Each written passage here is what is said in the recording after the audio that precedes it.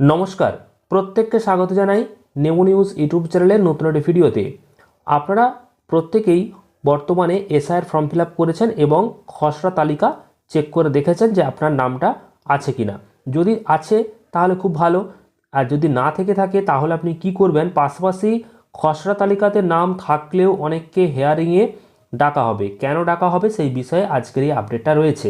তো খসড়া তালিকার পরে যে এবার শুরু হচ্ছে হেয়ারিং, তো কোথায় কিভাবে শুনানি হবে জানুন বিস্তারিত। অর্থাৎ আজকের এই ভিডিওতে আমরা বিস্তারিত জানাবো যে যাদের হেয়ারিং হবে, হেয়ারিংটা কিভাবে হবে, কোথায় হবে এবং কিভাবে শুনানি হবে, কী কী কাগজপত্র আপনাকে সঙ্গে করে নিয়ে যেতে হবে। আবার অনেকের নাম খসড়া তালিকায় আসার পরেও কিন্তু হেয়ারিংয়ে যেতে হবে। তো কি বলা হয়েছে আমরা বিস্তারিত আপডেটটা দেখি। তার আগে ছোট্ট রিকোয়েস্ট, অবশ্যই ভিডিওটিকে লাইক এবং চ্যানেলটিকে সাবস্ক্রাইব করে রাখুন। দেখুন, বলা হচ্ছে পশ্চিমবঙ্গের খসড়া তালিকা প্রকাশ পেয়েছে 16ই ডিসেম্বর। এবার হেয়ারিং বা শুনানি পর্ব শুরু হবে। খসড়া তালিকায় নাম থাকলেও ডাক পড়বে অনেকের। যেমনটা বলেছিলাম যে আপনার নাম হয়তো এসআইআর ফর্ম ফিল আপ করার পর খসড়া তালিকায় চলে এসেছে, অর্থাৎ ড্রাফট রোলে আপনার নাম এসেছে, কিন্তু তা সত্ত্বেও হয়তো আপনাকে হেয়ারিং বা শুনানিতে ডাকতে হতে পারে। কারণ কি, 2002 সালে এসআইআরের নাম নেই যাদের, বা তাদের যদি কোনো লিঙ্কও না থাকে, তো কমিশন জানতে চাইবে কেন তা নেই। কারণ দর্শানোর পাশাপাশি দেখাতে হবে নির্বাচন কমিশনের নির্দিষ্ট করে যাওয়া 11টা নথির মধ্যে যে কোনো একটি। এখন সকলেরই প্রশ্ন, এই হেয়ারিং পর্ব কবে থেকে শুরু হবে? তো দেখুন, কবে থেকে নোটিশ যাবে। হেয়ারিংয়ের জন্য ভোটারের কাছে নোটিশ যাবে এবং এই নোটিশটা কিন্তু 17 ডিসেম্বর বা 18 ডিসেম্বর থেকে এই নোটিশ ইস্যু করা শুরু হচ্ছে। সেই নোটিশ বিএলও নিয়ে যাবেন বলেই খবর এসেছে। তবে মেসেজ বা ফোনের মাধ্যমে হেয়ারিংয়ের জন্য ডাকা হবে কি না তা কিন্তু স্পষ্ট নয়, কারণ মোবাইল নাম্বার আপনারা এসআইআর ফর্মে দিয়েছিলেন। তো সেক্ষেত্রে মোবাইলে এসএমএস যাবে না ফোনের মাধ্যমে ডাকা হবে সেই বিষয়ে কোনো আপডেট নেই। তবে 17 এবং 18 তারিখ থেকে নোটিশ ইস্যু করা হবে এবং সেই নোটিশ হয়তো আপনার কাছেও পৌঁছে যেতে পারে। তো কবে থেকে কোথায় হেয়ারিংটা হবে, অর্থাৎ আপনার নাম যদি আসে হেয়ারিংয়ে, তো সেক্ষেত্রে কোথায় হবে? 23শে ডিসেম্বর থেকে হেয়ারিং শুরু হচ্ছে। প্রতিটি বিধানসভার জন্য এক একজন করে ইআরও এবং 10 জন করে এইআরও আছেন। এই 11 জন আধিকারিক হেয়ারিং টেবিলে কিন্তু থাকতে পারেন। অর্থাৎ আপনার যে বিধানসভা, সেই বিধানসভার জন্য একটা করে ইআরও এবং 10 জন করে এইআরও রাখা হচ্ছে, অর্থাৎ আধিকারিকদেরকে নিযুক্ত করা হচ্ছে। অর্থাৎ মোট 11 জন থাকবে একটা টেবিলে এবং সেখানে আপনাকে ডাকা হবে।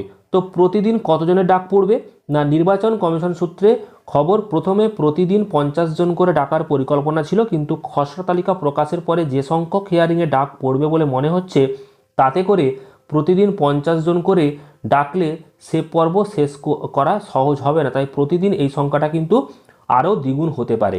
অর্থাৎ আপনার বিধানসভার যদি নাম বেশি থাকে বা যাদেরকে হেয়ারিংয়ে ডাকা হবে সেই সমস্ত ব্যক্তির নাম যদি বেশি থাকে, তাহলে প্রত্যেক দিন কতজন করে ডাকা হবে সেটা কিন্তু আপনার বিধানসভার যে ইআরও এবং এইআরও আছে, অর্থাৎ মোট 11 জন, ওনারা ঠিক করবেন। সেক্ষেত্রে একটা সূত্র মারফত যে খবর জানা যাচ্ছিল সেটা হচ্ছে 50 জন করে হয়তো এক একদিন ডাকা হবে, কিন্তু যদি খুব সংখ্যক মানে সংখ্যায় বেশি হয় তাহলে হয়তো 50-এর জায়গায় 100, 150, 200ও ডাকতে পারে। তো সেটা বিধানসভা বা নির্বাচন কমিশন পরবর্তীকালে ঠিক করবে। তবে আপনার নাম হয়তো এসেছে খসড়া তালিকায়, তবুও আপনাকে ডাকতে পারে।